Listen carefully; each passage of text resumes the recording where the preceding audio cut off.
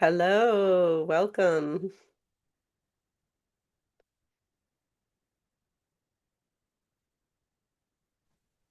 Hi.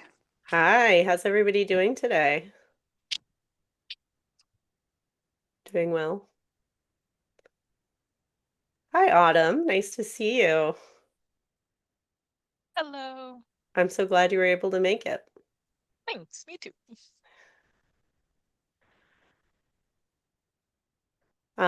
Hi, Sandra. If you all would like to, yeah, if you want to, we can chat for a minute or so here as people are continuing to appear. Did anybody want to share their homework assignment answers if you got that email about who would you like to serve and what problem do you think you can help them solve?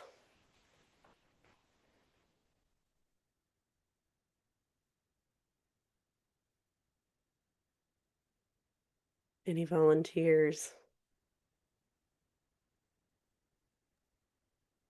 I don't know that I actually want to do this, but I've often thought of being a dissertation coach because I had a dissertation coach and I wouldn't have finished without her. But did I don't know if I'd actually do it, but that if I did it, that would be the group where I'm doing editing and coaching to help students who are struggling to finish get there. That's great.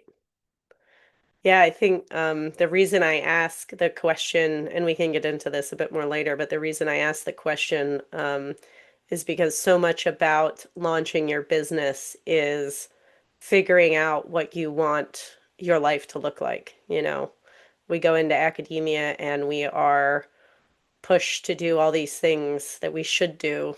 Um, and we're never really asked, well, what do you want to do? Or, how is your job going to fit into your life? And so I like to start with that question of who do you want to serve because it lets you craft your business in a way that works for you. Would anyone else like to share your answers to the questions? Um, I can do it. Sure. Um, I guess maybe I would like to help also with dissertations and publishing in peer-reviewed journals. Um, I guess my concern, and this is something you mentioned in one of your emails, is that English is not my first language. So I think I wouldn't be able to be like a copy editor in English. Although I catch a lot of mistakes in my friends' drafts, but like I could be a copy editor in Spanish, but I guess I would be something else. You mentioned like a developmental editor, publishing coach in English. That's something maybe I could do, but since I don't know too much about it, I guess that's why I'm here. That's great. And that's exactly what I'm gonna talk about today is what does editing and coaching actually look like, and what are some steps that you can take to get there. Um, so we could dig into this a bit more towards the end. Oh, hi, Renee. Okay, so I'm terrible at juggling the talking and reading the chat at the same time, so I'm not going to try. I have Julia Galindo is here with me today. She was actually a member of my first cohort that I ran a year ago. Launched in July last summer, and she's going to help me manage the chat, and keep track of any questions that you have. Um, and she can also answer some questions since she was in the program too. So let me pull up, whoops. Okay, well, I'm in Wisconsin, so my camera goes in and off. So I'm just going to keep to the chat if that's okay. No But I'll keep it problem. to a Yeah. minimum as well, and if I can, I'll chime in. I just don't want everybody to get lagged, and then it makes this a very bad experience. Oh yeah, no problem. That's Thank you. fine. Yep. Okay, let me share my screen.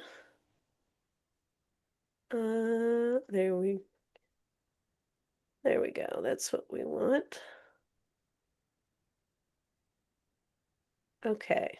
And I have your video and I have somebody else joining here.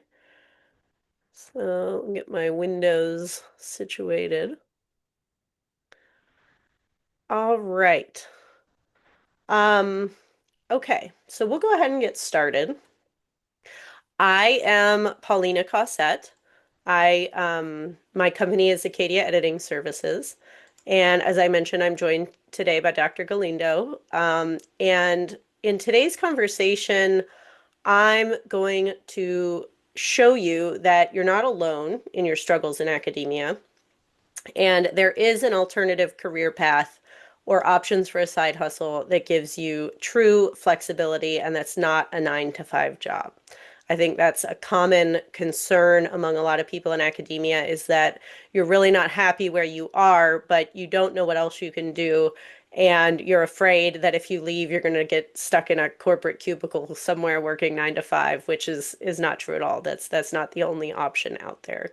Um, so by the end of this hour, you will have learned what academic editing and coaching involve, how you can land freelance jobs and clients, and how working with me in my course and group coaching program, Becoming an Academic Editor or BAE, can help you earn more money during your first year as an editor or coach, even if you work just 5 hours a week as a side hustle.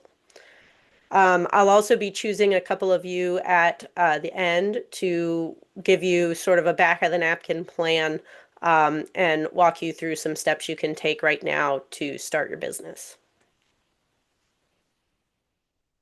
So, to begin, I'll tell you a little bit about my story. If you've listened to my podcast at all, the first episode, I dive into this and tell you about why I left academia and how. But I used to be a US politics professor, and that was as fun as you can imagine that it was. I grew up in Florida. I had two tenure track jobs before I left academia in 2019. I had I did everything the way that I was supposed to, right? I published, I had several articles, a co-authored book, I got great teaching evaluations, I was doing all the things that I was supposed to do. But I found that the stress of academia became unbearable for me. And I tried changing schools, thinking it would get better. Um, it didn't, it did a little bit, but really overall, the same problems were there. I had some very difficult encounters with students that really set me on edge. And ultimately, my husband and I were just unhappy living where we were. We were far from our family, and it just wasn't right for us. Around the same time, my mother-in-law was diagnosed with lung cancer, and we had our first child. And we didn't have any family around, so we didn't have any support. We missed our family. We didn't want to live where we were. And we wanted to move back to Maine, which is where my husband grew up. But I also knew that there was very little chance that if we did this, that I would get an academic job, just because of the realities of the academic job market and, being in Maine. But deep down, I think I also knew that I didn't want an academic job. And so I finally reached the end of my rope in the summer of 2019. My son was about a year old. I was working 7 days a week. I wasn't getting any sleep. And I just felt like I couldn't breathe. And the thought of going back to teaching in the fall made my stomach churn. I had these very physical symptoms of anxiety and dread. And at the same time, I also felt this intense guilt about letting people down. My students, my colleagues, my grad school advisors, even though I hadn't talked to them in years. All of this stuff was going on inside my head. And this conflict between wanting to fulfill my needs and my intense fear of letting other people down really created this perfect storm of crippling anxiety for me. I was terrified to leave academia, but I also knew that I couldn't stay. So in July, we finally made the decision. We were going to put the house up for sale and move. And I had no idea what I was going to do. I figured I could get a non-academic job somewhere, but I knew that something had to change. Excuse me. After we moved to Maine, I applied to a lot of non-academic jobs. I kept getting told I was overqualified, which is something you may have heard if you've applied to non-academic jobs. Thankfully, though, I had just published my book and I worked with the press's freelance copy editor. And, before this, I had no idea that copy editors existed. I had never worked with an editor before. I didn't know it was a job where you could actually make money. But I figured at the time that I was a strong writer and I knew how to publish, and so I could do it just temporarily on the side until I got a traditional job. For about 6 months, I spent hours online sorting through job ads. If you've ever Googled remote work editor or anything like that, you know that it's very difficult to make sense of any of the companies that, show up, which ones are scams, which ones are real, how much do they pay. None of this information is up front. Um, but eventually I figured it out and I got freelance positions with several editing agencies and academic presses, which I'll explain what those are later. And it took me a couple of years to find companies that paid better. And to be honest, just to get up the courage to start trying to attract my own clients, which I knew that was the way to make more money. But looking back, I realized that it never should have taken that long. I just had no guidance. There were no resources out there that explained in any kind of concrete or practical way how to find academic editing work or how to become a coach. Eventually, I cracked the code. And for the last 2 years, I have had a lot of success. I've gone from having just 6 private clients at the end of 2022 to having 55 clients in 2024. This year so far, I've had over 20 clients, and that is with no marketing. I've turned a lot of people away. I've passed work on to people in my editing community because I just don't have the time to take them on. And so for me, the best part about freelancing, besides the fact that I earned 6 figures last year, which I'm very proud of because I never imagined I would make that kind of money and working just 30 hours a week, is that I get to schedule work whenever I want to do it. And it's not based on an academic calendar. It's not based on what a college administrator needs from me. I take vacations without any guilt or any work. I never did that as a professor. It was always time to write more and to catch up on research and all the stuff I hadn't done during the semester. Um, I'm sure you get it if you're in that position. But I will stop there with my story. And the point of sharing this with you, as I said before, is I want you to see that it is possible to have a life that you've always wanted. I left academia and I've never regretted it for a second. And in fact, I've never been happier. So let's jump into the meat of the presentation here. Um, I will start by saying more about what academic editing and coaching involve. I will quickly run through some of the skills that you already have that will make you well suited to launch an editing or coaching business. I will also walk you through the framework that I teach in my course, Becoming an Academic Editor. It's a 3-step process for launching your business, again, either as a side hustle or a full-time career. And then finally, I'll choose 2 volunteers to answer your questions and give you a plan to start your business and kind of walk through some ideas of how you might get started. I'm also happy to take questions at the end. I have plenty of time to stick around. So if you have any questions, please ask them. Note them in the chat, or we'll have a conversation at the end. So let's turn to the question of what exactly does an academic editor do?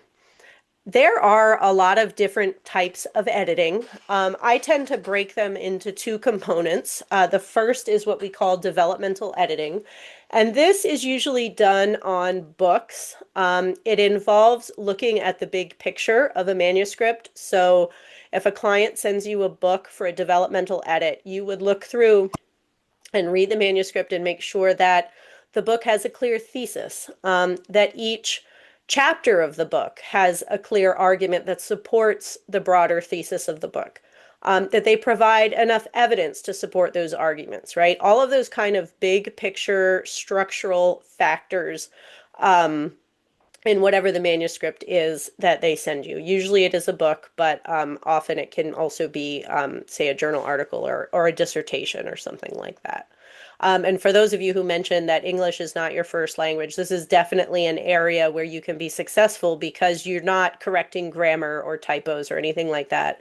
What this requires is really knowledge of what it takes for a document to get published, to be able to give feedback and kind of coach a client through how to make the argument stronger, where to add evidence or cut material, those kinds of things. The other type of editing, sometimes this is called copy or line editing, and there are some people who distinguish between the two, but for me, they're basically the same. It's the red pen edits, right? The sentence level changes that do require you to have a strong grasp of English and grammar and spelling and all of that stuff. This is really combing through a manuscript and ensuring that you've corrected all of the errors, the typos, all of that, that the argumentation is clear, that it flows well from sentence to sentence or paragraph to paragraph. It also includes formatting the document to the submission guidelines, so a journal article or a book or whatever, setting the heading styles, checking the references list. It helps if you are familiar with whatever citation style you typically work in, whether it's APA or Chicago, MLA, whatever your field is. Um, and all of those kinds of much more detailed edits of a manuscript where you're preparing it to be submitted or, to go to print in the case of a book that's been accepted for publication. Where do academic editors work? Um, there are a lot of options here, but I'll highlight sort of the big ones, especially as they relate to the framework that I'm going to be talking about. First, we have editing agencies. These are companies or websites that you may have heard of, like Scribendi or Edans or Proofreading Pal. A lot of the publishers, like Taylor and Francis, have their own editing agency arm of their company where you can, if you're submitting to a Taylor and Francis journal, you can have the paper edited by their freelancers. Um, Many of the clients with these companies, their first language is not English, and so the writing is really quite difficult to come through. This is really, you're doing copy editing here. Um, and I will be honest that the pay is not great when you get hired at one of these places, but they do provide relatively steady work, and it's really good practice when you're just starting out to learn the ins and outs of the editing business. The other advantage is that when you get hired as a freelancer, you're essentially an independent contractor. You don't have to market yourself. They send you the work, you do the edits and return it, right? It's a very low lift for new editors who are starting to figure out the business. There's also academic journals and book publishers. This is fairly self-explanatory, but different academic journals and presses, from university presses to commercial presses like Edward Elgar and others, they hire freelance copy editors to do the copy edits of these manuscripts before they go on to be published. And so you can get hired directly by the book publisher, or like Taylor and Francis would hire freelance editors for their various journals. So you're not really hired by like the journal editor, the academic who runs it. You're hired by the publisher for that, but that's a great option for people who are looking to do editing. And then, of course, we have private clients, which is really the best option because this is where you can get paid the most. You have the most flexibility, but at the same time, it requires you to do a bit of marketing, to get yourself in front of these clients. This includes graduate students. You might be editing their dissertation. If you have a graduate degree, you probably remember going through the formatting process and having to submit to the formatting office and get your dissertation approved so you could graduate. It's a huge pain, and so a lot of grad students will hire editors to do that for them. That's another option for people if you're not comfortable, doing a copy edit in English, you could still format a document and get paid to do that. Um, Faculty, of course, are excellent clients. You could edit journal articles, book proposals, book chapters. I have a client who contacted me yesterday. She's going up for full professor, and she wants me to edit her packet for promotion. Um, Job market letters as well. I've done a lot of those. So it's not just research, it's really anything that faculty or grad students are working on, and they need help improving their writing. There's also research institutes and nonprofits and government offices and all kinds of things like that. So there really are a lot of options here for you to work with. In terms of coaching, this is really wide open for you to decide, and that this is the homework questions apply to editing as well, but really those questions of who do you want to serve and what problem do you want to solve, those are really the heart of defining a coaching business. Lots of people who have left academia have gone into industry, so working at corporate jobs like, in UX research or whatever. And they've then left industry and become coaches where they help other people do the same thing. So I'm thinking of people that I know on LinkedIn, like Ashley Ruba and Jen Polk, and a lot of coaches out there who help folks with this transition. Um, there are also people, I know someone, Jen Van Alstyne, who was just on my podcast this week. She works in public relations and she teaches faculty how to create a website and navigate social media so that they can promote themselves and create a personal brand. I know another coach, a friend of mine, Bethany Walensky, who she's still a professor at Michigan State and she works as a sabbatical coach. So she helps other academics plan their sabbaticals so that they can get everything that they want out of that time. There's somebody else in our BAE program who she wrote her dissertation on the relationship between graduate students and advisors. And so she's now going into coaching to work with advisors and grad students in terms of the improving how they're able to work together. So really, this is, like I said, this is wide open. It's totally up to you and your interests. And get to the heart of that question of who do you want to work with and what problems do you want to help them solve. So, what skills does an editor need? Well, like we've talked about, you should be a strong writer, especially if you're doing copy editing. You do have to have an eagle eye and a good knowledge of grammar for copy editing. For developmental editing, you have to understand what a manuscript needs to look like to be able to get published. So, a good familiarity with what peer reviewers and publishers are looking for is helpful.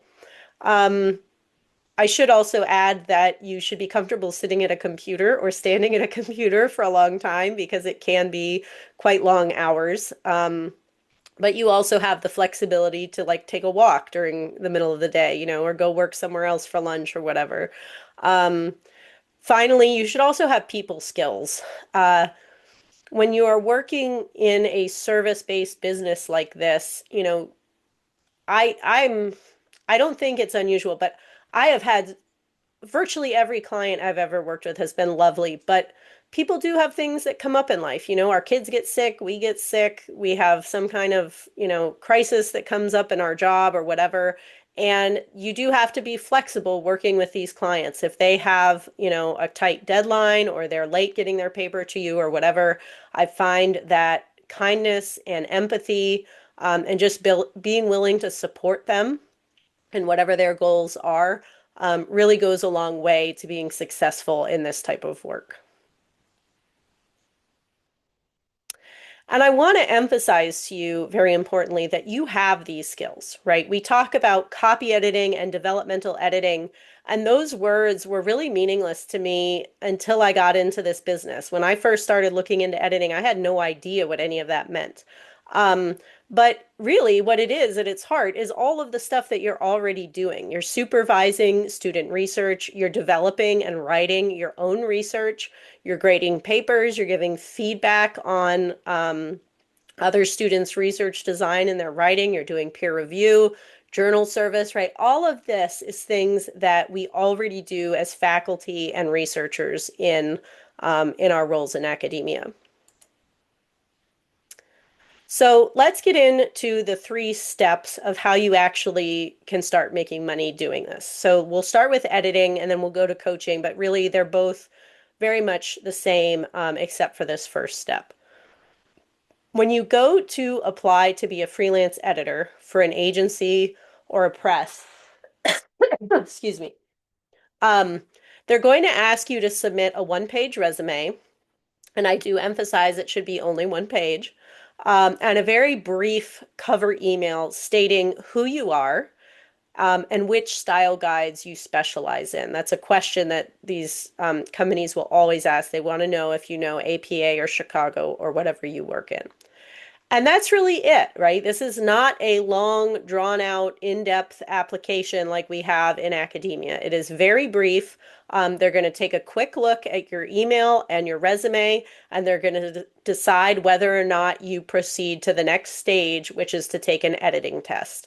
And that's the extent of it. And so inside our program in BAE, I walk you through exactly how to create all these materials. I have a list of companies that you can apply to. I give you a detailed resume template and I give feedback on these resumes. And so all of this is, I share this information with you during the course and give you tips on how to be successful. As I said earlier, working for these agencies is not ideal, right? I'm not telling you that you should get hired here and spend the rest of your life as a freelance editor for an agency. They don't pay very well. It's usually around 1.5 cents a word. But I suggest that you start there because you can think of it as on-the-job training. There are editing certificate programs out there with the University of Chicago and San Diego and other places. Many of them charge between $3,000 and $6,000 to get an editing certificate. I have heard from many faculty who have taken these certificates and they found that they were okay, but it wasn't that helpful, that they already knew most of what is being taught in these programs. And so what I did when I was starting out and what I suggest to people in my program is that you get a job with an agency or a publisher where when you do these edits, they give you feedback, right? There's a quality assurance editor who reviews your work when you're starting out and they give you feedback and suggestions on what to do or not do or whatever. You work for one of these places for 3 to 6 months, and at the same time, while you're learning these skills and what's expected in this field, you are also doing things like building your website and being active on LinkedIn and building your network and starting to market yourself. And so you have the advantage that you're getting this on the job training, you're getting some money coming in instead of going out, and you're also building your Rolodex of potential clients all at the same time. So let me give you an example of a community member who has done this very successfully. Lisa Anthony is an associate professor of computer science. She enrolled in December for the January cohort this year of the program. During the cohort, she was hired by 2 agencies and a publisher, following all the steps that I've provided. She added her name to my list of editors on my website. It's acadiaediting.com/editors. You can see, that's an option for people who enroll to ask to be added there. And she started receiving inquiries from clients and even got hired by a client during her cohort. And so her cohort wrapped up at the end of March. She's she's continuing to be active in our Slack channel. She's already pre-drafted blog posts that are ready to go live, and whatever she sends them out monthly or whatever. She's drafting marketing materials. And so she is, she got started, she put in the work during the cohort, and she is launching her business, even as she's continuing in her faculty job. She is by no means the only person who has done this during the program. The second step to launching an editing business is, as I said, to build your network and start attracting clients. The most important thing for you to do here is to create a website. It doesn't have to be complicated. In fact, it can be only one page, just your homepage. But wherever you market yourself, you need to be sure that you are not focusing on you and your credentials. As academics, our initial knee-jerk reaction, and I went back on the Wayback Machine the other day and I looked at my original website that I made just for giggles, and I did exactly this. It's I am Paulina Cossette and I have X number of years of experience and a PhD and X number of publications, right? We have this knee-jerk reaction as academics to defend ourselves and to prove ourselves. And that is the exactly wrong thing that you want to do when you're trying to attract clients. Because when a client comes to your website, they don't care so much about that. The first thing they want to know is, do you understand their problem and how can you help them? Coming back to those two homework questions that I gave you again. So when you're creating a website, you need to be hyper focused on your clients. What are their struggles? What are their pain points? How can you show them that you have empathy, that you understand, and how can you solve those problems for them? That is the true key to marketing. And inside our program, I give you templates for sending cold emails, for creating the website homepage, for emailing your colleagues. I give you feedback on the text you draft for your website, on your LinkedIn profile. We talk about blogging and search engine optimization. And so whatever your preferences are, I get a lot of folks who are introverts who really don't want to be on social media, are very uncomfortable with that. There are options, right? You don't have to dance on TikTok or do weird stuff there to get clients. You can if you want. That's totally fine. Not my style, not on TikTok anymore. I tried it, didn't like it. But here's another example. I'm so sorry. Um, of how this can work. Laura Waselenki was also in our first cohort last July. She was a tenured professor at the time who was completely burned out in her faculty job. She enrolled in the cohort and she created her website. She made some business cards. She went to a conference during that cohort and told everybody she met there that she was becoming an editor. And you can see, and any of these testimonials I'm sharing, I've asked permission and they've given it to share. So she said she's still not actively marketing, but clients are continuing to find her through word of mouth, through searching for her website. She's listed on that editor's page on my website. And people are continuing to find her. She has as much work as she wants. And you can see, as she says, she's much, much happier than she was. And she's since retired from her institution. So it really, I think we get inside our head that marketing is scary, that it's salesy, but it doesn't, I'm not telling you to go out there and be a used car salesperson, right? That is not the idea here. The idea is to find a way that works for you, that you're comfortable doing. So then finally, for editing, the way to reach this next level of success is the key here is to increase your editing speed and to raise your rates. As you take on more editing projects, you will naturally increase your editing speed because you will learn Microsoft Word much better than you do already. You will get used to seeing common errors in documents. There's also tools you can use that help you speed up your editing speed and leave comments. Instead of having to type out the comment all the time, you can kind of copy and paste it in. Also, when you charge a per word rate, the faster you become as an editor, the higher your effective hourly rate becomes. Does that make sense? If you're charging, you can charge say 3 or 5 cents a word, and that's like a project price for the whole document. So as you get faster, your effective hourly rate actually goes up as well. The flip side of that, of course, is that as you gain more experience, you can also charge more money.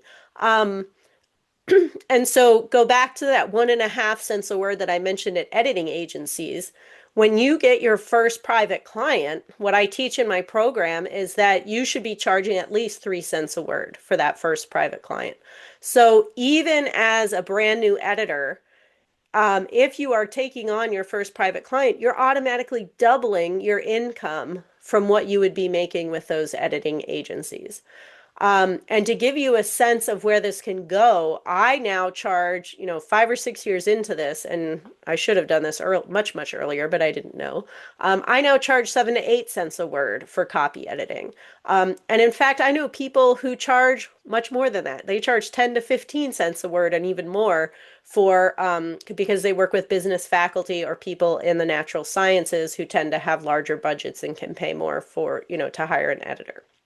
So even though, full transparency, the people in our program who are brand new to this, brand new to professional editing, they're starting out with these agencies at 1.5 cents a word.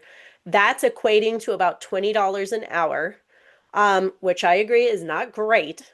But that's the worst it will be, right? That's your lowest point. And then as you get private clients, as you get faster, as you gain more experience, there's really a lot of room to grow upward in terms of the income possibilities.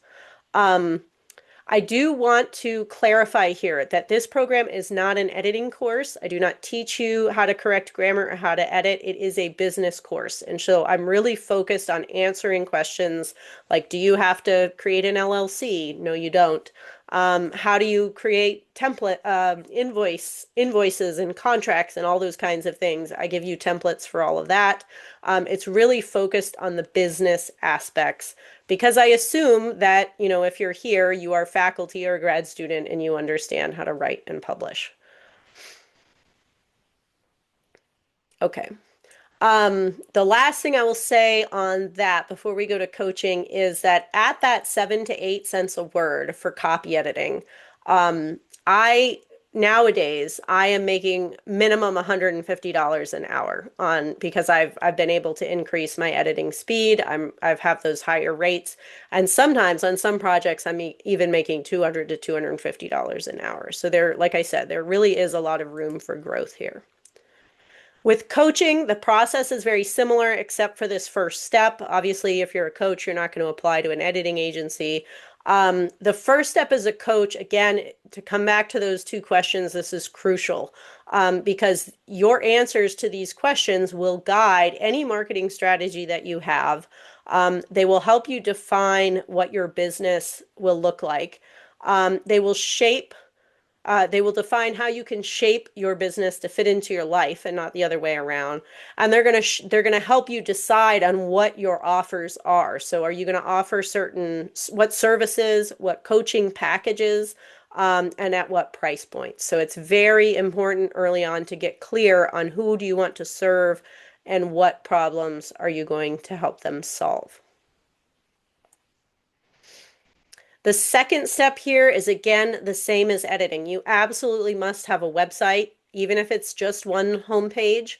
You follow the same steps that I mentioned earlier about instead of highlighting your own credentials, that comes later. You want to highlight what is it that your client needs and how can you help them. You want to expand your network. Again, however you are comfortable with doing this, the idea is that you need to put your business in front of as many people who could be clients as you can. And I have an example post here from Julia that she posted on LinkedIn where I love this because it's an example offer that she was putting out there, an essay clinic. She was very clear in this LinkedIn post about what service she was offering and how you can book a call with her. And she gives the website. And so this is an example of the types of coaching offers that you can make in a post, in an email, however it is that you decide you want to communicate with your potential clients.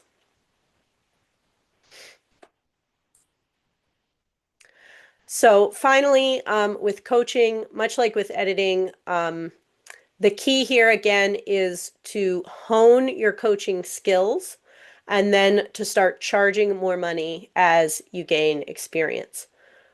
Um, Unlike with editing, when you become a coach, though, I advise you very strongly to start out by charging $100 an hour. So with editing, you start out, not making quite as much. With coaching, though, I really think that $100 an hour is the minimum for where you should start, given the fact that you are all very accomplished people with significant expertise, right? In academia, we are taught that educating our students is a virtuous endeavor. And because of that, we're supposed to pour out every ounce of our energy and expect nothing in return. And to me, having left the system, I realize that that's garbage. Your time is valuable, your energy is valuable, and I believe that you deserve to be paid for your labor, whether you're educating college students or whether you are coaching faculty or whatever it is that you're doing. Um, Also, if you're not familiar with the coaching space, I know that $100 to $200 an hour can feel like a lot of money to charge somebody. But I promise you that there are plenty of people out there who are charging much more than this for hourly coaching or for coaching packages. And so that's something that we work on in the program is helping you figure out what structure your offers should take, what you can offer to people, and again, focusing on raising that price point as you're getting more testimonials and more experience. Okay. I will share with you a little bit more about this program, and then we will go to working through your questions and giving you some ideas for how you might be able to get started. So inside Becoming an Academic Editor, this is a self-paced course, and you get lifetime access to this program when you enroll.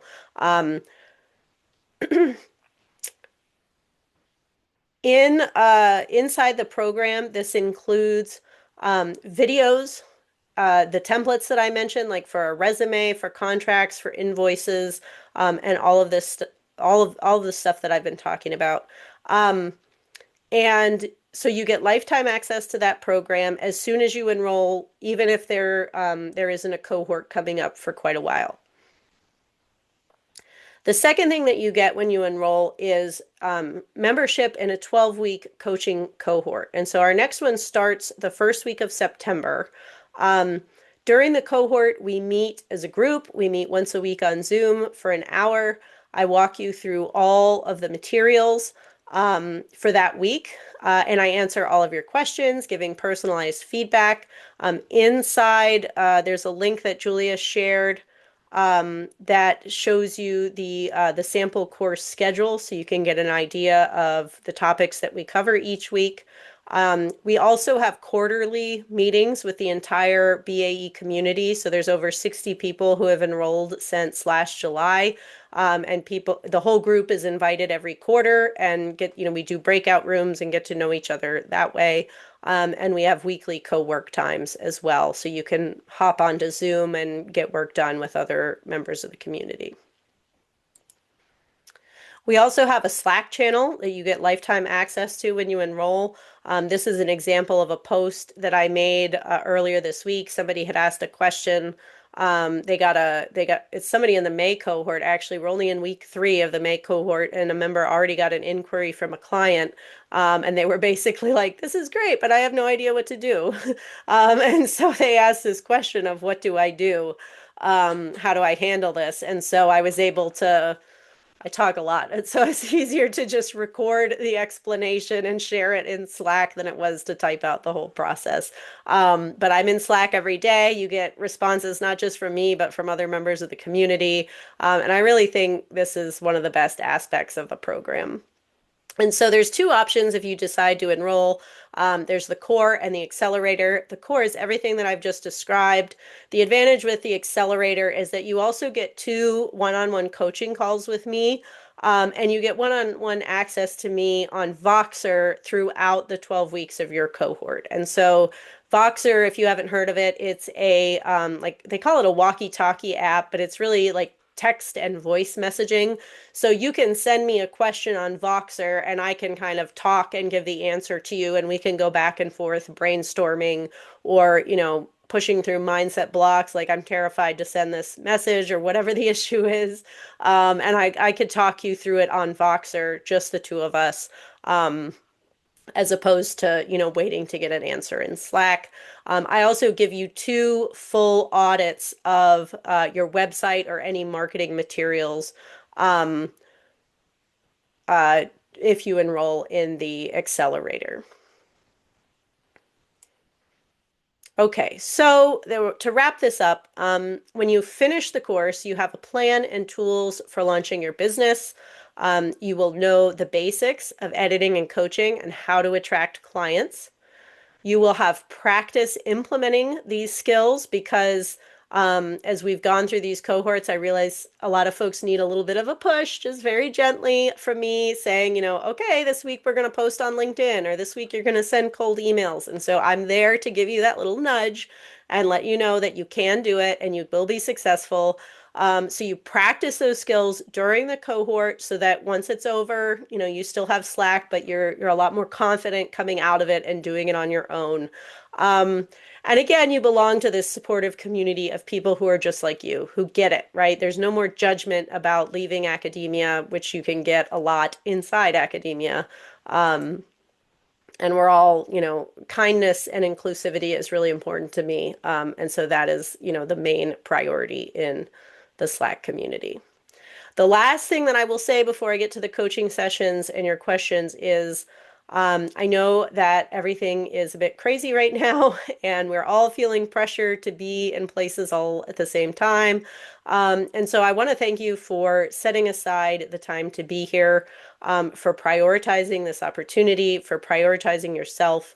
And so I'm offering some bonuses. If you were to enroll in the program before midnight tonight, you get all three.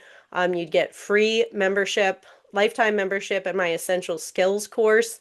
This is where I walk you through how to use Microsoft Word. I think it's about 5 hours of screen shared video where I show you how to format and edit a journal article and a dissertation inside Microsoft Word. And I'm actually building out that course quite a lot this summer. I'm adding practice documents. So I'll provide you with documents that you can edit, as well as the answer key and videos of me going through and editing those exact documents. So you can see the changes that I make and hear my explanations, and also look at the track changes version of that file as a way to try to help you, give you a chance to practice the editing in this kind of context. And so you get lifetime access to that with all updates. Also, if you enroll by midnight tonight, you get a free 60-minute coaching call with me, which is a huge help. You could take this at any time in the cohort. And I will mail you a free copy of The Art of Academic Editing. This is a fantastic book written, co-edited by my friend Leslie Castro Woodhouse. Each chapter is about a different aspect of academic editing. So they have chapters on developmental editing and book coaching and copy editing and all kinds of stuff. It's really great to see, to read that as you're starting on this journey. Of course, the bonuses, each one drops off. But if you enroll before Saturday at midnight, you can get the coaching call and the book, but not the essential skills course. And I understand, I in our house we call it over-analysis paralysis. So because I am always so slow to make decisions, the problem with that though is that often our analyzing isn't really about making the right decision. It's about delaying our decision. And so I see this a lot in the course where people are scared to launch their website. They're scared to make the post because they're scared that they're going to fail. And I don't want you to do that to yourself. I'm not a drill sergeant, but like I said, I do push you a bit very gently throughout our time together. And so that's why I'm offering these bonuses to try to encourage you uh, to make that decision and to join. because, in closing here, I want to emphasize that I know this isn't a small investment. I was raised by a single mom who made $15,000 a year washing boats in Florida. So I know what it's like to be concerned about money. But in the grand scheme of things, I hope I've showed you from these testimonials and these examples of other people in the program who have been successful.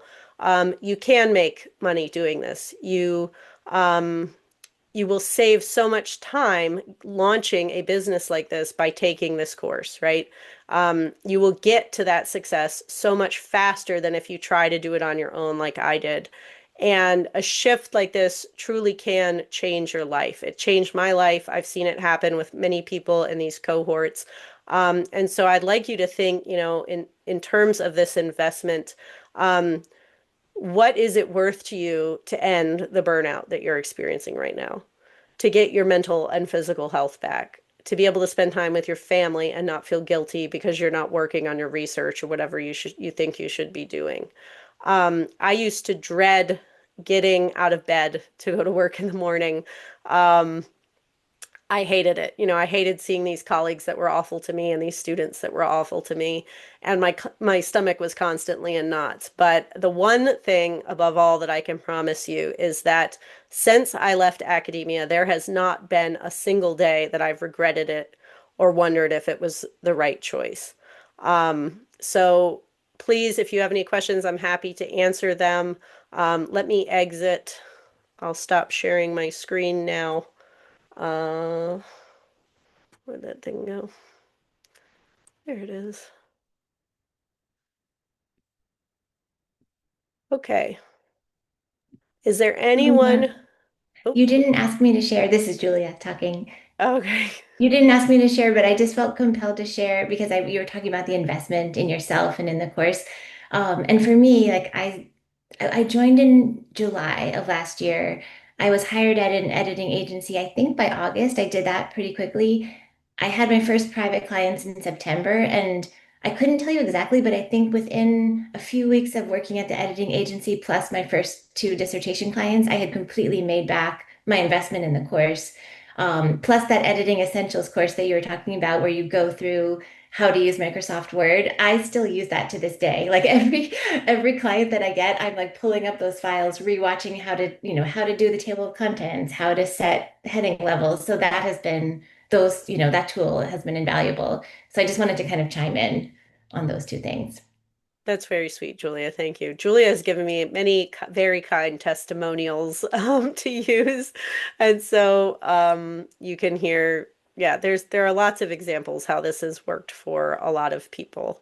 Um, but is there anybody who wants to talk through this that my point in asking you those questions of who do you want to work with, is really to get you thinking about what you want your life to look like.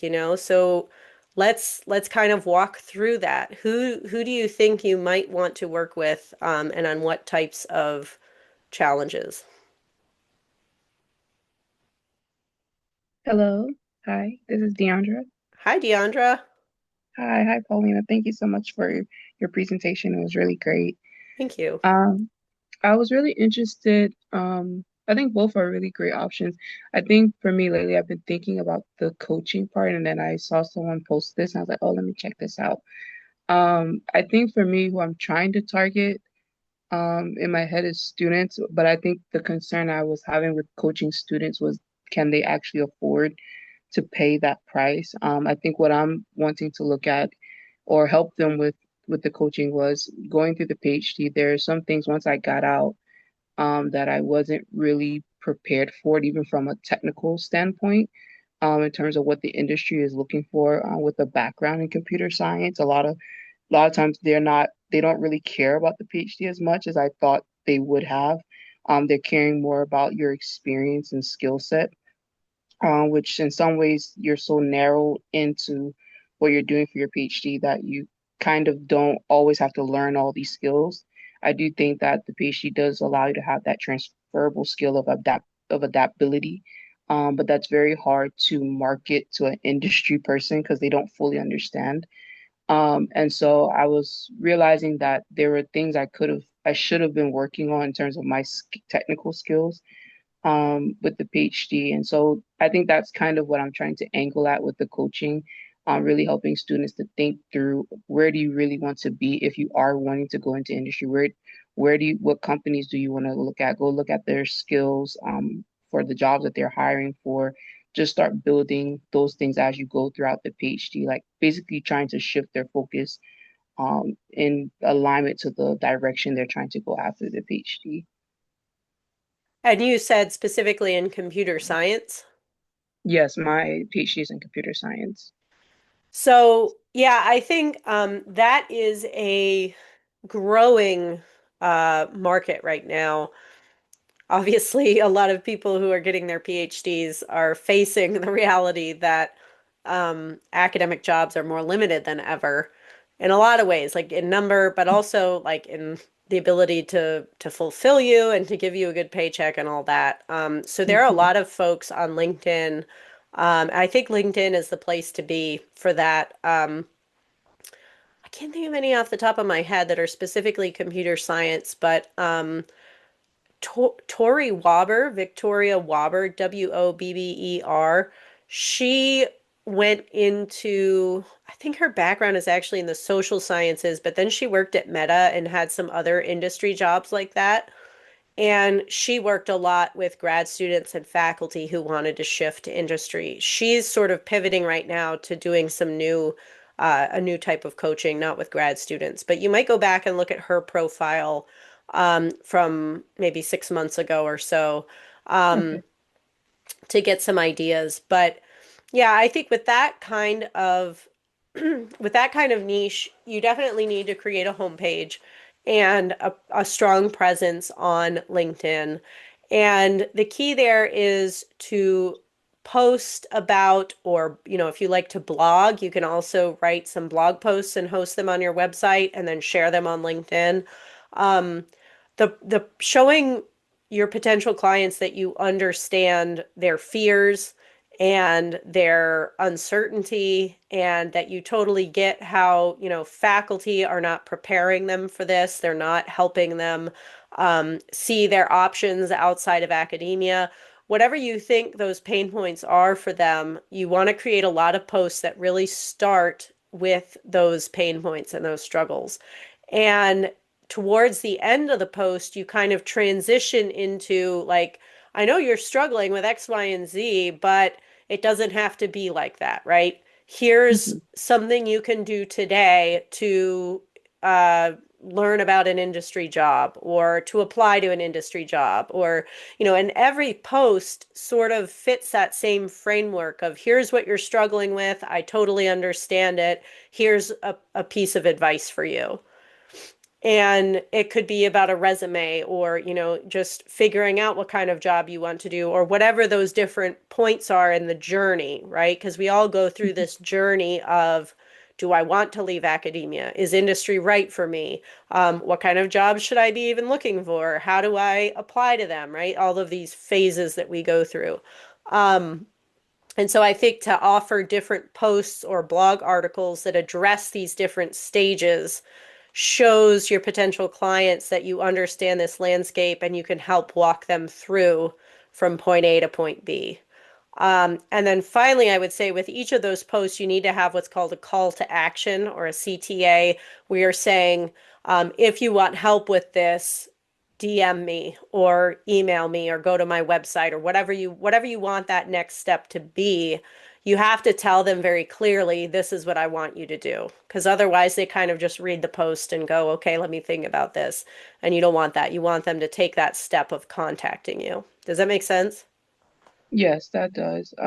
I guess with that specific clientele, do you think that they have the ability to pay $100 or more an hour?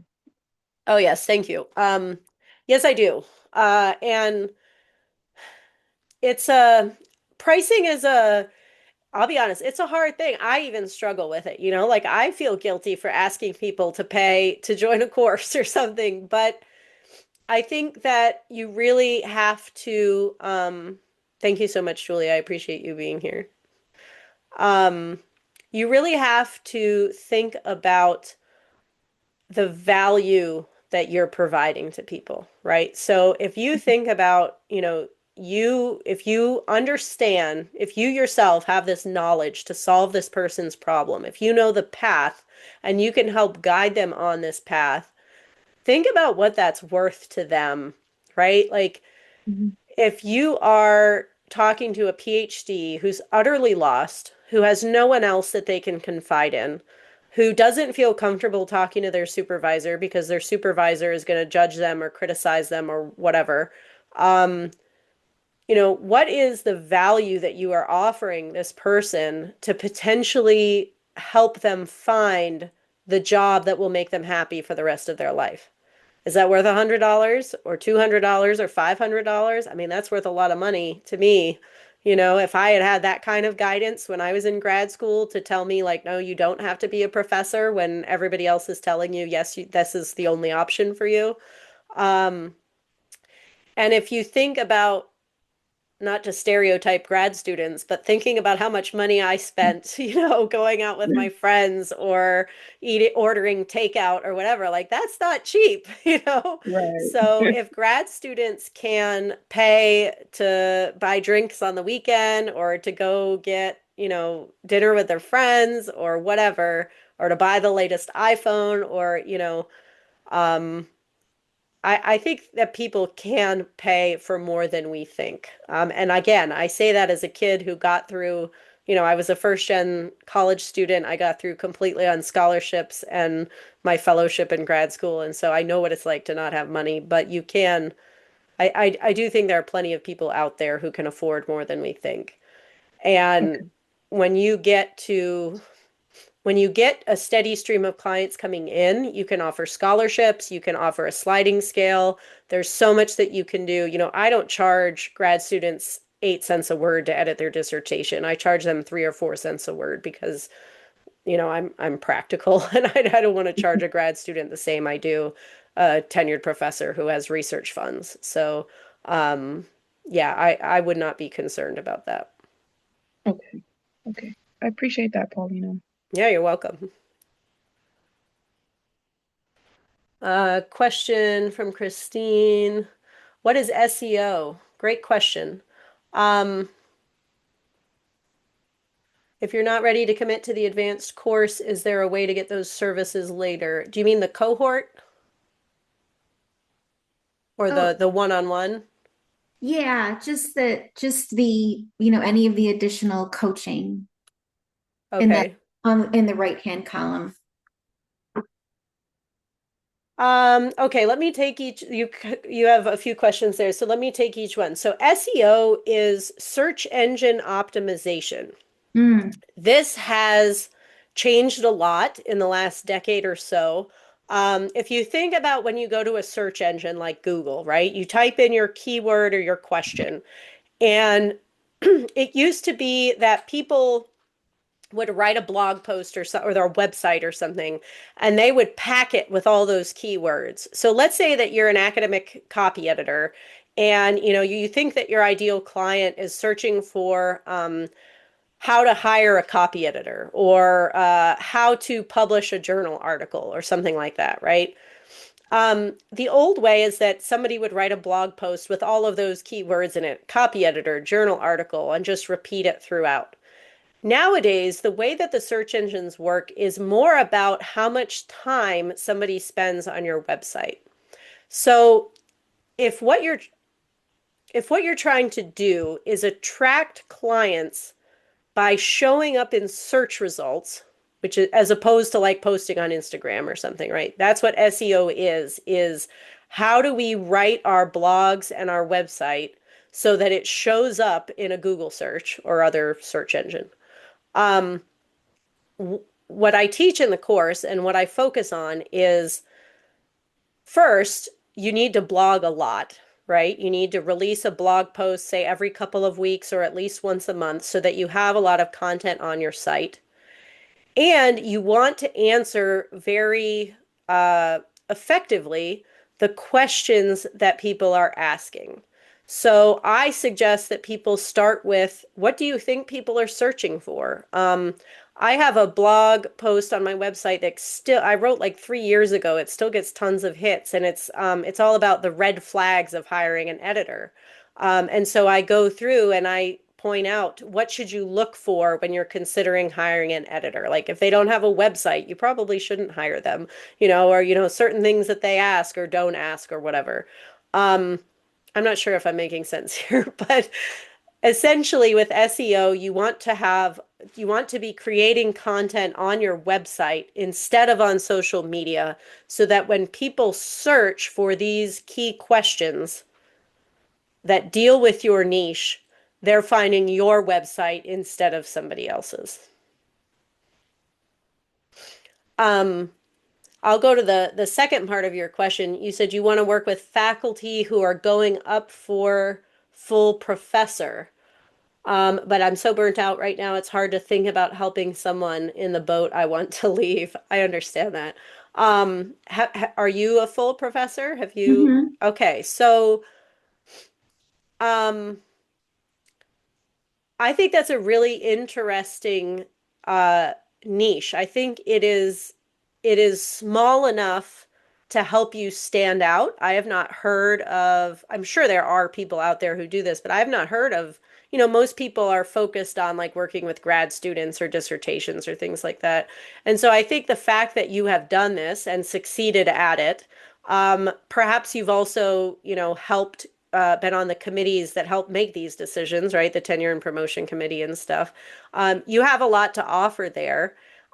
You can empathize with people's worries and their struggles. And I do think that once you leave academia, it frees you up to look at it more objectively. Like as an editor, I work with clients who are still in academia, who are still in the rat race and trying to publish and they're burnt out, but it doesn't affect me anymore. I'm not burnt out anymore. I'm perfectly happy now, thankfully. And so I can look at it in the sense that this is working for them. These are their goals, right? And it doesn't matter if it wasn't my goal, if it's not my goal anymore. I want to help them achieve their goal, whatever that is. And I've been through the process. I've sort of unlocked the keys to how to be successful in achieving this goal. And so I'm sharing that knowledge and that perspective that they probably can't get anywhere else, right? Especially with, I mean, I'm sure universities give some kind of advice on how to apply for full, but it's probably not very good. And it's certainly not, I think that working one-on-one with someone like you would give them a very uh, rich, supportive environment to be able to be vulnerable and to ask questions and to share their worries and to, I think that's the beauty of being an editor or a coach is that we are non-judgmental. We're not criticizing them. You get criticized so much everywhere in academia that you're scared to be who you are, to share your feelings. And when you're working so closely with a coach or an editor, you can do that because you know that they're in your corner and they're just here to help. Um, so yeah, I think that's a great, and it would be easy to target clients because you just do a search for, associate professor across all the different universities, and you can send cold emails or LinkedIn requests or whatever, um, and reach out to them. And so it's pretty easy to target people in that sense. Does that make sense? Yeah, yeah, because I do think that even if there are in-house mentoring programs, everyone's so worried about being judged and being vulnerable and confidentiality that it I know it would have helped me. Even if people tell you it's confidential, you don't totally trust it if Yeah. they're in an institution.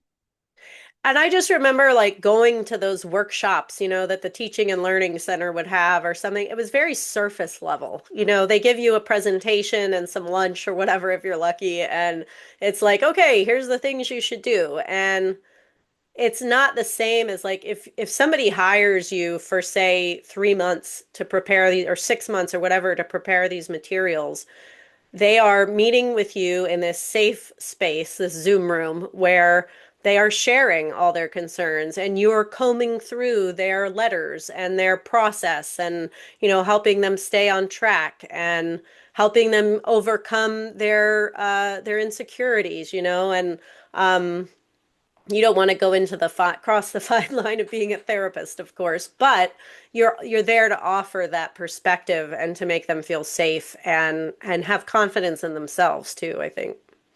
Mhm. Thank you. Sure. And on the question you were asking about getting the one-on-one services later, um, I I don't I don't really do a lot of one-on-one work like separately from the cohort container there and the accelerator program. So I would have to think about how we might do that. Um, I could certainly say, if you wanted to enroll in the accelerator and delay the 12-week Hmm. uh, the Voxer and all that, we could set that up for a different time Okay. if like September is not the right time. Um, I have also in the past offered people the ability, like if you were to enroll now, but September isn't a good time for you to start the cohort, you could start in the next cohort, which is in January, would start in January. The only caveat that I have right now is that starting in January, the cohorts are going to go to 8 weeks. Um, and so I've been doing this 12-week container, but I'm going to be condensing it to 8 weeks because I think that we can get more done in that time. I think it will help to push things along a little bit faster for people, and you can start making progress sooner without having to spend the full 12 weeks. So that's my only caveat there.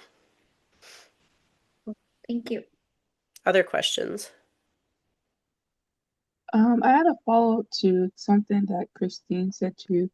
With so right now I'm still in academia. I'm a postdoc. And so like I've done several internships like as an graduate student. But I struggled significantly like coming out the PhD to transition to an industry job. But I did get an offer. I declined it recently just because of like family like not wanting to move our son up north like that and just just looking at all the things it would entail, so just decided not to do it. So I'm just would that look bad to students to say that you're not in industry but you're trying to give advice about transitioning into that space?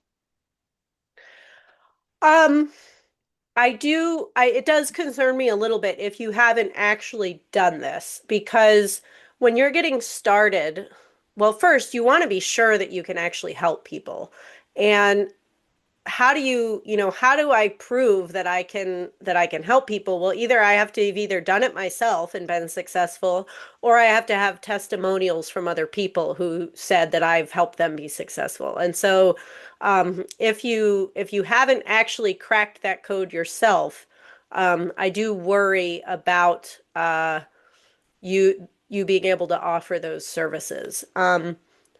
But you could always tweak the problem that you're solving to being, to something else working with grad students in that field. Even if you're not editing, maybe there's something else that you can help them with.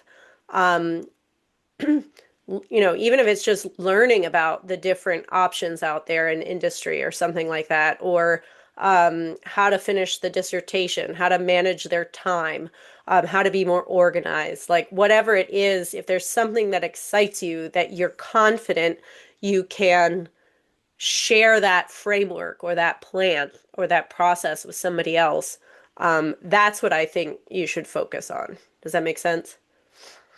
Yeah, I mean, I feel like I've figured out the path to at least getting to the interview, and actually getting the offer in industry. I don't know if I can offer them in terms of what it looks like to work full time in industry after the PhD. Only experience I have is like industry internships. So I think there's something there. I guess I'm just concerned that they will still take it the wrong way because I'm in a postdoc position that they might be asking, did you really get an offer? you're saying you did, but did you really because you're not working there? So I think that's the part I guess I was just trying to figure out. But I think also to what you suggested could be another way of getting at it. Yeah. Or if you have maybe there's other people that you've worked with informally, like maybe you have friends or colleagues that you've helped them draft their resume or something like that. If they can offer, if they can write a testimonial for you, if they were successful, that would also be helpful. Okay. Okay. Juanita, you had your hand up, I think, didn't you? Yeah, I ended up writing it on the chat, Oh, but maybe it's something connected to what Deandra was saying, but yeah, like comparing myself to Christine or with you, I think to myself, well, I never got a tenure track position. I never published a book. Um, I just got a visiting position and published 4 articles. So there's the fear of like who is going to hire me if I haven't done all of those things. Um, yeah. well, first I want to say that publishing 4 articles and getting a visiting position is a significant achievement. There are so many people out there who've not published anything, and Hmm. or not gotten any job. And so I wouldn't minimize that. You don't have to be a full, I mean, I never got tenure. I was like a year away from applying when I left. Um, but I still feel like I know what good writing sounds like. I've still Okay. edited people's tenure and promotion packets. Hmm. So I wouldn't let that deter you. I think that having gone through the experience that you have, you know a lot more than you think you know. Okay. Especially if you're comparing yourself to someone who's just starting out. Hmm. Think of what you know today versus what you do as a fourth or fifth year PhD student. Right. I'm Hmm. sure it's a lot more. Yeah. And you also learn as you go. Yes, I co-authored a book that came out right as I was leaving, but I've learned so much about the publishing process from being like on the inside as a copy editor. I totally understand much better now the steps that a book goes through, to get copy edited and then typeset and then you do the proofreading and then it goes to print and all that, right? Like I Hmm. understand kind of the workings behind the scenes because of this experience that I've had after leaving. Hmm. Okay. So yeah, and the other thing I like to emphasize with people is that, there's a lot of concern right now, like how can editors find work? And obviously we're facing like loss of so much funding and stuff. And um there are, I don't even I've got to find this data, but there are in just in the US, there's got to be tens of thousands of faculty, right, who are working, and it's kind of a dirty little secret in academia. People don't like to admit they work with editors, but they do. And so there are like thousands and thousands of people just in the US. Globally, it's got to be hundreds of thousands of faculty. And many of them are hiring editors and coaches more and more every day because I think writing coaching and publishing coaching is a growing industry.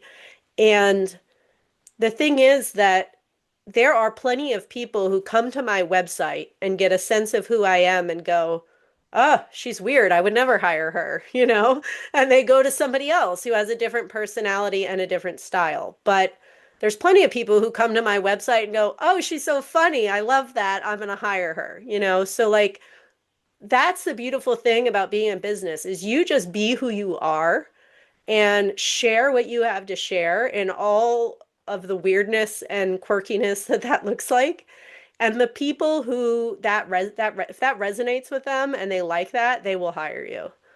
And they're not going to hire somebody else who's very different. And that's okay, right? That means that there's plenty of work for all of us because we're all different and everybody in the world is all different. And and you don't have to put on a face anymore, you know. I feel like I always had to put on a face at in my academic job, and I don't have to do that anymore. So,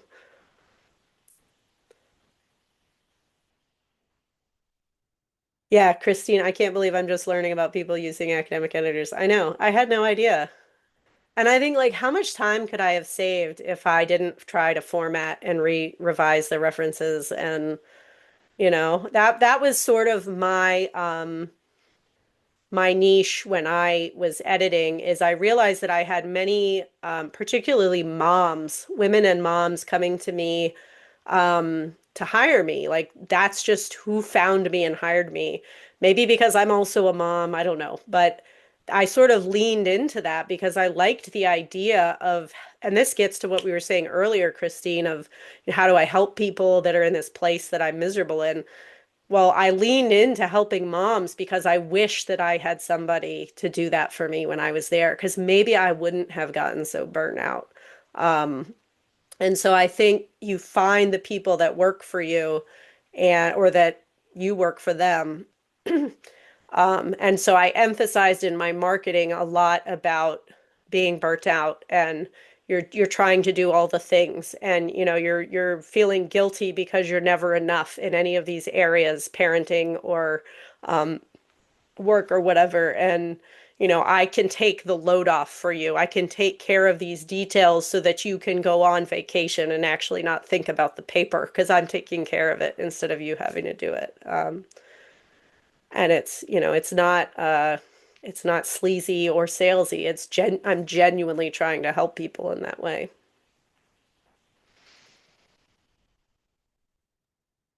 I have one more question.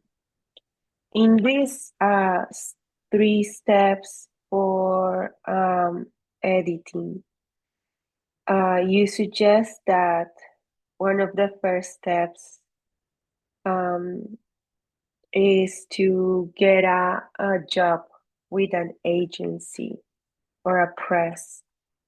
Can you find developmental jobs with uh, a press That's a good or is question. just copy editing?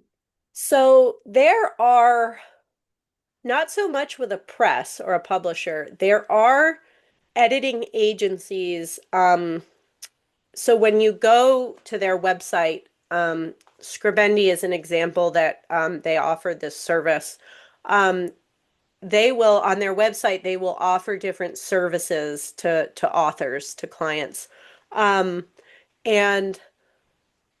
one of them is developmental editing. Another one is copy editing, right? Another one is proofreading. And so there are some editing agencies out there where you can get hired as a developmental editor.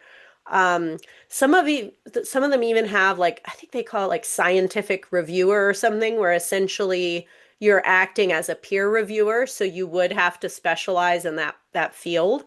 And your job then is to give feedback as a peer reviewer would, more on like the merits of, or have they not cited any certain literature or something like that? Um, so yes, there are some agencies out there, but not so much publishers because once a book has been accepted for publication, it's really supposed to be basically ready to go, you know.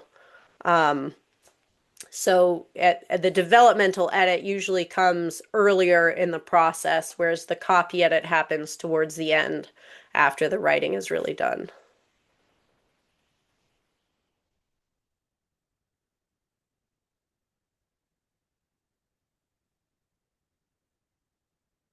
Other questions? Do you think it's Th- important to have a certificate for coaching? Oh, Before you answer that, I just want to say thank you. I'm gonna head out. thank So you for thank you for being the here. presentation. Yep. Have a good one. Bye. So somebody asked me that we were talking about this on our quarterly call the other day. No, I don't think it is. I think it depends on what type of quote unquote coach do you want to be. So if you go in a coaching program, which the International Coaching Federation is the one that does most of these, governs the certification process and all that. What it means to be a coach in that sense is really asking a lot of questions. So, your client comes into their coaching session, and your job is to ask them questions like, how do you feel about marketing yourself? Or what do you think is stopping you from posting on LinkedIn? Or, questions like that. And that's great if that's your style. If you want to be a coach that is asking thought-provoking questions and the goal is to sort of get the client to reach the answer themselves, as they're talking, it's almost like talk therapy sort of, but again, you don't want to go into the therapy realm. Um, then yes, a coaching certificate can be helpful. But I am the kind of person where I was a professor, I'm a teacher, an instructor. I'm not a coach. I call it a group coaching program because I don't know how else to say it, but my sessions are very much like what we're doing here, where people ask me questions. I might ask you a follow-up clarifying question, but ultimately I'm telling you what I think the answer is. Like I'm not sitting here prodding you, getting you to think through these decisions or different options.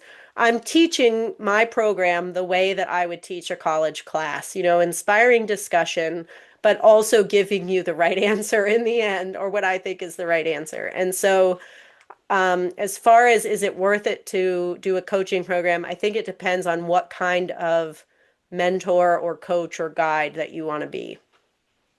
Does that help? Yes, a lot. Thank you. Yeah, because I was considering at one point doing a coaching program, and I realized that I'm not really a coach. I'm a teacher, so I think they're just very different. All right. So, if you are interested in the program, I would love to have any of you join us in the September cohort. Um, the essential skills course that I mentioned as a bonus, I think, is really, really valuable, especially as I'm continuing to make improvements to it this summer. It really is intended to become an editing training program. And so if you get both the BAE program and the Essential Skills course, that's really the entire package where you practice your editing in the Essential Skills course, and then you learn the intensive how do I start and run my business? How do I market myself? How do I attract clients in the BAE program, which again focuses on the business aspects. Um, and as you saw in a lot of the testimonials there, people get so much out of being in a community and having a place where they can go and get their questions answered, whether it's during the cohort, whether it's after. Um, it's just a really nice, supportive place, unlike academia, which can be very difficult sometimes. So, if you have any questions, please email me. Um, the next will start the first week of September. You can, like I said, you can enroll now and join a later cohort, but those will be just 8 weeks instead of 12. But yeah, thank you for being here. Oh, I'm sorry, I missed. Renee says, if I were to enroll in the core program but decide in a few weeks I want the accelerator,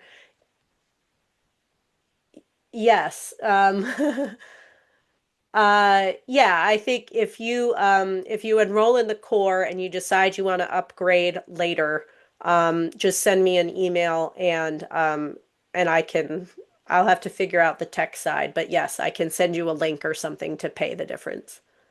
Thank you. Yeah, sure. And tell your husband to support everything that you want because you're a wonderful person and he should be supporting everything you want. Oh, he is, and he's supporting me leaving teaching college. So that's huge in itself. So yeah, he is, but I'm just like, oh, he I is I know, yeah, it's sort of stickler with joint money. joint decisions sometimes. Yeah. Oh, thank you. All right. Well, again, thank you for being here. I'm gonna go pick up my son from school, But it was great to talk with all of you. Again, please email me if you have any questions. Thank you so much for Thank today. you so much. Thank you. Thank you. Thank you. Just one quick question. Are you recording these and sharing it with us or something? So it's recorded, but I'm sending the replay to other people who signed up but weren't able to attend live. Oh, So it's gotcha. not publicly available or anything. It just there's some people who can't make it at this time, and so I send it out to the just like you signed up for the link. It'll go out in a few hours to in case there's anybody who couldn't make it. Awesome. Okay. Thank you. Sure.